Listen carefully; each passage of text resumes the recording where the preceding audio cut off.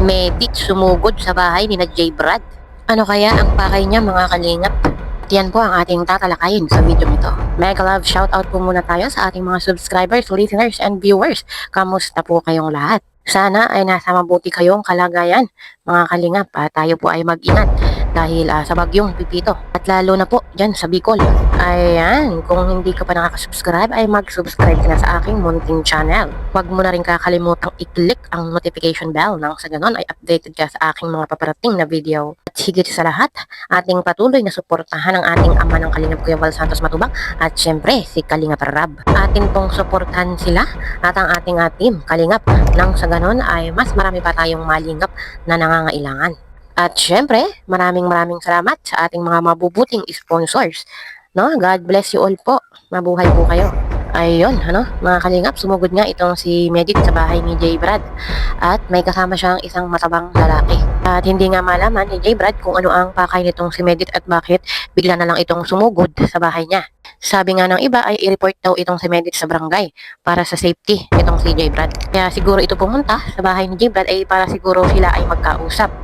Pero bakit may kasama pa? Diba? Malaking tao. Hindi lang malaki, mataba. At kung gusto niya talaga itong makausap, pwede namang phone call. Na nakakapagtaka lang din at bakit ito'y biglang sumugod, no? At talagang hating gabi pa, no? Gabing-gabi na. Kahit sino naman ay makakapag-isip naman talaga ng kung ano-ano. Pwede namang araw, di ba po mga kalingap, kung gusto niyang makausap itong si J. Brad. Bakit gabi pa? O kaya naman, bago siya pumunta doon, ay sana man lang ay nag-abiso siya na pupunta siya doon, no? Hindi yung biglaan na lang. Hindi naman daw natatakot itong si J. Brad, pero palaisipan sa marami. Umalis din naman daw agad nung nalaman na wala si J. Brad. Pero kung sakaling nag-iskandalo siya doon o may ginawa siyang mali, ay trespassing siya. No? Pwede siyang kasuhan doon. Hindi natin alam kung ano ang nasa isip nitong babae na to at bakit gano'n na lang ang ginawa niya. Kung ano man ang pakay niya, mabuti man o masama, yan naman ay nadadala sa mabubuting usapan, sa magagandang usapan. Kahit sino ay hindi maiiwasang hindi makapag-isip ng maganda. This oras ng gabi, pupunta ang isang babae sa bahay ng lalaki. Doon pa lang ay makakaamoy ka na ng malansa.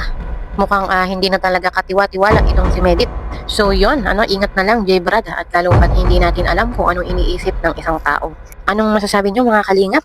Hanggang dito na lang pong muli. See you in my next video. Bye!